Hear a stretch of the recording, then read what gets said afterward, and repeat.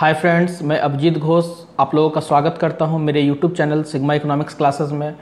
दोस्तों, आज का जो मेरा वीडियो है वो बहुत ही इम्पॉर्टेंट रहने वाला है, क्योंकि आज का जो टॉपिक मैं लेकर के आया हूं आप लोगों के बीच वो स्टूडेंट्स के साथ साथ किसान भाइयों के लिए समर्पित है। मुख्य रूप से वैसे लोग जो खेतीबाड़ी का काम करते हैं और साथ साथ अगर कृषि का कार्य फसल उगाने के लिए नहीं भी करते हैं, अगर घर में भी छोटी मोटी फल फूल पत्तियाँ आदि जो लगाते हैं, गार्डनिंग करते हैं, उनके लिए भी ये बहुत महत्वपूर्ण होने वाला है। क्योंकि ये पूरा वीडियो जो है जानकारी लेकर के मैं आप लोगों के बीच आया हूँ। आज मैं आप लोगों को बहुत सारी जानकारियाँ शेयर करूँगा, वे जानकारियाँ जो अब तक आप लोगों को नहीं पता है, क्योंकि ये सूक्ष्म जानकारियाँ बहुत आपको मदद करेगी आपके कृषि के कार्य में, आपके गार्डनिंग के काम में, आपके जानकारी के पॉइंट ऑफ व्यू से भी। तो आप पूरे इस वीडियो को देखें, स्किप नहीं करना, पूरा वीडियो को आप देखो और आपको बहुत अच्छी मैं जानकारी शेयर करूंगा आज। फ्रेंड्स, लगभग अगर देखा जाए तो अधिकांश लोग हमारे देश में किसान हैं, वे कृषि का कार्य करते हैं। ऐसे में होता क्या है, कृषि के कार्य में हम लोग देखते हैं कि जो किसान हैं उनके फसल कई कारणों से कभी कभी क्षतिग्रस्त होते हैं। ये जो फसल क्षतिग्रस्त होते हैं, नष्ट होते हैं, वे रोग व्याधि से भी होते हैं और दूसरे कारणों से भी होते हैं। तो आज मैं जो आप लोग को बतलाने जा रहा हूं वो रोग व्याधि के अतिरिक्त, यानी कीट व्याधि, इंसेक्ट्स, पेस्ट से जो क्षति होती है फसल की, चाहे आप घर में अपना साजो सामान के लिए भी अगर कोई पौधा गमले में लगाए हैं तो वहाँ भी आपको ये काम आएगा, वीडियो की जानकारी आपको।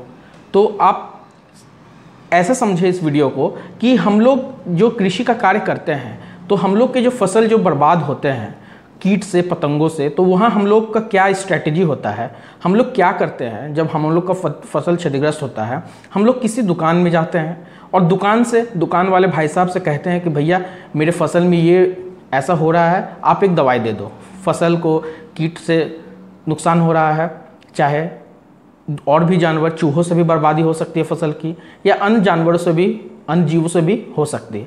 ऐसे में हम लोग क्या करते हैं कि हम लोग वो जो दुकान से लाएं इंसेक्टिसाइड, पेस्टिसाइड जो भी है, उसको ला करके हम लोग छिड़क देते हैं। कभी कभी ऐसा भी देखने को मिलता है कि जानकारी का अभाव में जो हम लोग इन्वेस्ट किए पैसा जो हम लोग खर्च किए उस दवा को खरीदने में, वो बेकार चला जाता है और उससे हमारे फसल को फ़ायदा नहीं होता है। तो क्यों नहीं हो पाता है? तो हम लोग उस समय या तो दवा को गलत समझ लेते हैं या फिर उसका सारा ठिकरा दुकानदार पर फोड़ देते हैं।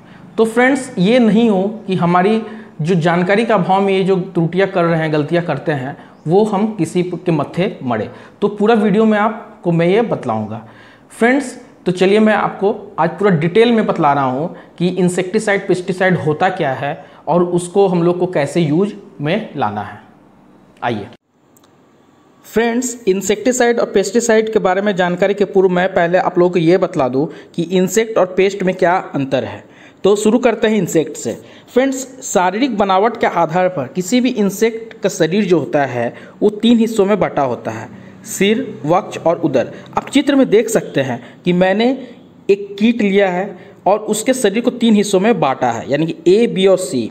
तो एक कोई भी ऑर्गेनिज्म तभी कीट कहलाएगा, इंसेक्ट कहलाएगा, जबकि उसका शरीर हेड, थोरैक्स और एब्डोमेन इन 3 हिस्सों में बटा हो। इसके साथ साथ ही उसमें 1 जोड़ा एंटीना, 2 जोड़ा पंख और 3 जोड़ा पैर भी होना आवश्यक है, तभी हम उस जीव को कीट कह सकते हैं, इंसेक्ट कह सकते हैं। अब मैं आप लोग को बतलाता हूँ कि पेस्ट क्या होता है। पेस्ट के बारे में मैंने जैसे लिखा है, आप देख सकते हैं, ए पेस्ट इज एनी एनिमल और organism that damages crop, live stock and forestry. It is a destructive organism. Paste का मतलब इंसेक्ट होना नहीं है। पेस्ट का मतलब है कि कोई भी जीव, कोई भी क्रिएचर जो फसल को, पशुधन को या वन को क्षति पहुंचाए, उसको हम लोग पेस्ट कहते हैं। It is a destructive organism. हमेशा ध्यान में हम लोग को ये रखना है कि पेस्ट हमेशा फसल को, लाइव स्टॉक को या फॉरेस्ट्री को क्षति पहुंचाता है। तो कोई भी जीव तभी पेस्ट कहलाएगा जब वो क्षति पहुंचाए। इस प्रकार सभी इंसेक्ट को हम लोग पेस्ट नहीं कह सकते हैं, केवल उन्हीं इंसेक्ट को हम लोग पेस्ट कह सकते हैं जो हमारे फसलों को या पशुधन को या वन को क्या करता है, हानि पहुंचाता है या क्षति पहुंचाता है। इस प्रकार एक चूहा भी पेस्ट हो सकता है, इस प्रकार एक नीलगाय भी पेस्ट हो सकती है, इस प्रकार एक इंसान भी पेस्ट हो सकता है यदि वो फसल को क्षति पहुंचाए या लाइव स्टॉक या फॉरेस्ट्री को क्षति पहुंचाता है। तो अब मैं आप लोग को बता रहा हूँ कि हमारे आसपास जो इंसेक्ट और पेस्ट है वो कॉमन जो इंसेक्ट पेस्ट है, यानी कि जो सामान्य तौर पर हम लोग को देखने को मिलते हुए कौन कौन से है। देखिए मैंने लिस्ट बना दिया है। Name of some common insects, इसमें fly, butterfly, mosquito, aphids, caterpillars, mites, thrips etcetera, इन चीज़ों को मैंने लिखा है। जबकि कॉमन पेस्ट्स क्या है? Aphids, mites, caterpillars, thrips, grasshopper, rat, नीलगाय, पिग एट्सेट्रा। दोनों में आप एक चीज़ देख रहे हैं कि मैंने सभी इंसेक्ट को पेस्ट में नहीं शामिल किया है। क्यों? क्योंकि सभी इंसेक्ट पेस्ट नहीं है, केवल वही इंसेक्ट पेस्ट है जो हमें क्षति पहुंचाते हैं, हमारी फसलों को क्षति पहुंचाते हैं। जैसे बटरफ्लाई तो पॉलिनेशन में मदद करते हैं, मॉस्किटो भी फसल को क्षति नहीं करते हैं, तो वे इंसेक्ट है ना कि पेस्ट। जबकि मैंने पेस्ट की सूची में आप देख सकते हैं रैट को शामिल किया, चूहे जो हमारी फसलों को बर्बाद करते हैं, नीलगाय जो हमारी फसलों को चढ़ जाते हैं, सूअर जो हमारी फसलों को नष्ट करते हैं। इस प्रकार बहुत ही सरल शब्दों में आप ये समझ ले कि सभी इंसेक्ट पेस्ट नहीं है, केवल वही इंसेक्ट को पेस्ट कह सकते हैं जो हमारे या तो फसल को या पशुधन को या वन को क्षति पहुंचाता है। इसलिए हम लोग इंसेक्टिसाइड और पेस्टिसाइड के मामले में अब बहुत ज़्यादा हम लोगों को डिटेल में समझने की ज़रूरत नहीं है, आप बहुत आसानी से ही समझ जाएंगे। देखिए इंसेक्टिसाइड या पेस्टिसाइड जो हम लोग बाज़ार में खरीदते हैं वे दो तरह के होते हैं सामान्य तौर पर। कौन कौन? एक ईसी और दूसरा एससी। ईसी का मतलब होता है इमल्सिफिएबल कंसंट्रेट और एससी का मतलब होता है सस्पेंशन कंसंट्रेट। इसके ज़्यादा केमिकल फॉर्मुलेशन की तरफ हम लोग नहीं जाएंगे, उन्हीं चीज़ों के बारे में हम लोग इसका समझने का कोशिश करेंगे कि दोनों इंसेक्टिसाइड्स या पेस्टिसाइड्स में अंतर क्या है, क्यों हम लोग इसको जानना जरूरी है। देखिए इमल्सिफिएबल कंसंट्रेट की जो दवाई होती है, कीटनाशी होती है, उसकी कुछ विशेषताएं हैं, उसकी कुछ कैरेक्टर्स है। क्या कि ये बहुत ज़्यादा क्रियाशील होती है, मतलब बहुत एक्टिव है। दूसरा, ये ट्रांसपेरेंट यानी कि पारदर्शी होती है और पानी में अगर इसको घोला जाए छिड़काव करने के पूर्व तो ये दूध की तरह सफ़ेद होने लगती है। तीसरा कि ईसी जो दवाइयाँ होती है वे एसी दवाइयों से सस्ती होती है।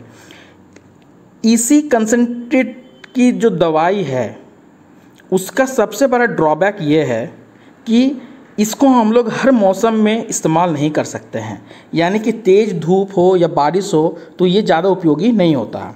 ये बहुत ज़्यादा ज्वलनशील भी होती है और इसका इस्तेमाल हम लोग फसल में छिड़काव के साथ साथ घरेलू कीटनाशी के रूप में भी करते हैं। अगर कहीं दीमक वगैरह लगता है तो वहाँ भी इस सब का प्रयोग किया जा सकता है, या अन्य जगह भी इसको हम लोग छिड़काव कर सकते हैं जहाँ पर कीड़े मकोड़ा का प्रकोप हो। अब हम लोग जानते हैं कि एससी क्या होती है, सस्पेंशन कंसंट्रेट की दवाइयाँ क्या है, इसकी क्या विशेषताएं हैं।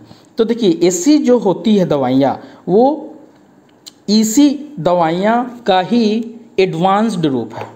वैज्ञानिकों ने ईसी में ही वेटेबल पाउडर को मिला करके एससी बनाया।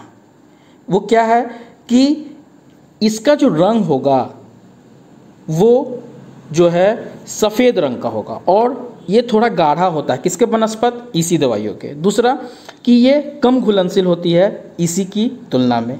इसका प्रभाव लंबे समय तक रहता है किसी भी फसल में, ये कहीं भी इसको हम लोग जहाँ छिड़काव करते हैं। इसका सबसे अच्छा बात क्या है कि ये किसी भी मौसम में किसी भी परिस्थिति में इसके इस्तेमाल कर सकते हैं, क्योंकि ये ज़्यादा दिनों तक रहता है। इसीलिए सस्पेंशन कंसंट्रेट की जो दवाई होती है वो ज़्यादा प्रयोग में किसानों के द्वारा लाई जाती है।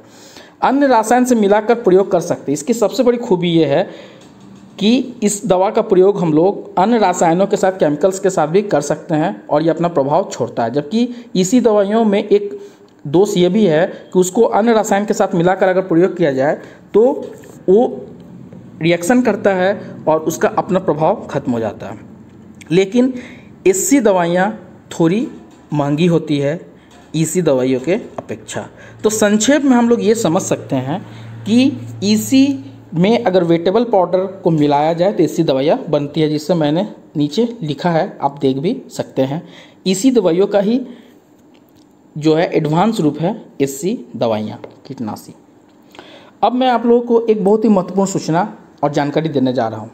दोस्तों, हम लोग अक्सर कीटनाशी का जो प्रयोग करते हैं वे या तो रेड लेबल होती है या येलो लेबल या ब्लू लेबल या ग्रीन लेबल। आपने देखा होगा। अगर आप नहीं देखे हैं तो इस बात पर गौर जरूर करना।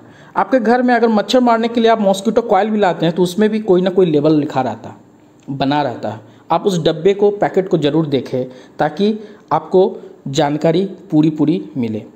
क्या फ़र्क होता है इस चारों प्रकार की दवाइयों में, आइए मैं आपको बतलाता हूँ। जो लाल लेबल की दवाइयाँ हैं वो बहुत ही ज़्यादा विषैला होता है। आप देख सकते हैं मैंने लिखा है एक्सट्रीमली टॉक्सिक, इसलिए लाल लेबल वाली दवाइयों के प्रयोग करने से किसान भाइयों को बचना चाहिए। खाद्य फसल में इसका प्रयोग कम से कम करना चाहिए। दूसरा है हाईली टॉक्सिक। हाईली टॉक्सिक लाल वाले से कम है विषैला, लेकिन फिर भी ये ज़्यादा विषैला ही होता है, इसलिए इसके सावधानी में भी, इसके इस्तेमाल में भी हमें सावधानी बरतनी चाहिए। तीसरा है ब्लू लेबल। ये उससे पीले वाले से भी कम टॉक्सिक होता है और सबसे कम होता है हरा वाला, जो कि क्या होता है, इको फ्रेंडली भी होता है। तो हमें हरा लेबल का ही इंसेक्टिसाइड या पेस्टिसाइड का इस्तेमाल करने का कोशिश करना चाहिए। मैंने यहाँ पर कुछ सूची बनाई है अलग अलग लेबल के इंसेक्टिसाइड और पेस्टिसाइड की, जो आप देख सकते हैं लिखा हुआ है। रेड लेबल में मोनोक्रोटोफॉस, कार्बोफुरॉन, जिंक फॉस्फाइड एक्सेट्रा लिखा है। जिंक फॉस्फाइड चूहे मारने की दवा आपको पता है। येलो लेबल में है endosulfan, chlorpyrifos, quinalphos, cypermethrin. Blue label में है dicofol, carbendazim, glyphosate etcetera. Green label में है मैंकोजेब, स्ट्रेप्टोसाइक्लिन, नीम बेस्ड फॉर्मुलेशंस इत्यादि। तो नीम बेस्ड जो होते हैं फॉर्मुलेशंस, उसका प्रयोग अधिक से अधिक किसान भाई करें और लाल लेबल का जो इंसेक्टिसाइड पेस्टिसाइड होता है उसका इस्तेमाल कम से कम करें। साथ ही साथ सबसे महत्वपूर्ण बात यह है कि किसी भी फसल में प्रयोग करने के पहले पूरी तरह से आप जांच परख लें कि किस प्रकार का इंसेक्ट है या पेस्ट है, तभी इस्तेमाल करें। क्योंकि बेवजह अगर हम इंसेक्टिसाइड पेस्टिसाइड के बिना जानकारी का प्रयोग करेंगे तो हमारा पैसा भी बर्बाद होगा, पर्यावरण को भी क्षति पहुंच सकता है। क्योंकि हर प्रकार के पेस्ट को मारने के लिए एक ही दवा का इस्तेमाल नहीं करना चाहिए। मान लीजिए कि किसी सूकर के द्वारा, किसी नील गाय के द्वारा हमारे खेत की फसल की बर्बादी की जाती है, तो हम वहाँ पर पेस्टिसाइड और इंसेक्टिसाइड का इस्तेमाल ना करें। कोशिश करें कि ऐसे जानवरों को भगा दें, क्योंकि वे पर्यावरण में हमारे साथी हैं। पर्यावरण असंतुलन हो जाएगा अगर हम लोग जानवरों को मारने लगेंगे। इसीलिए इस बात को बहुत गौर से आप लोग ध्यान से दिमाग में रखेंगे। दूसरी बात कि किसी भी इंसेक्टिसाइड और पेस्टिसाइड का जब भी आप इस्तेमाल करेंगे तो वहाँ ध्यान देने वाली बात यह है कि आप पूरी सावधानी के साथ आप मास्क पहनेंगे, ग्लव्स पहनेंगे और इसे बच्चों की पहुंच से बिल्कुल दूर रखें, क्योंकि ये बहुत ही खतरनाक होता है। अपने किसी भी सेंस ऑर्गन के संपर्क में किसी भी इंसेक्टिसाइड और पेस्टिसाइड को ना आने दें तो ही अच्छा है। दोस्तों, मैंने बहुत ही आसान तरीके से आपको पूरी बातें समझाने की कोशिश की। इंसेक्ट के बारे में, पेस्ट के बारे में, इंसेक्ट के बारे में, इंसेक्टिसाइड पेस्टिसाइड के बारे में, कैसे ईसी दवाइयाँ तैयार होती है, एसी दवाइयाँ तैयार होती है, कैसे उनका इस्तेमाल करना है, लेबल्स के बारे में बतलाया। ये तमाम जानकारी आपको देने की कोशिश की ताकि आप जब भी दवा खरीदने के लिए जाएं तो आपका पैसा कम से कम लगे, पूरी जानकारी हो और सही चीज़ आप घर लेकर आए और पर्यावरण को भी नुकसान कम से कम हो। अगर आपको मेरा वीडियो अच्छा लगा हो तो मेरे इस वीडियो को ज़रूर लाइक करें। मेरे इस चैनल में जो बहुत सारी वीडियो है उसको भी आप देखें, जानकारी प्राप्त करें और लाइक ज़रूर करें, क्योंकि आपके एक लाइक करने से मेरा मनोबल बढ़ेगा।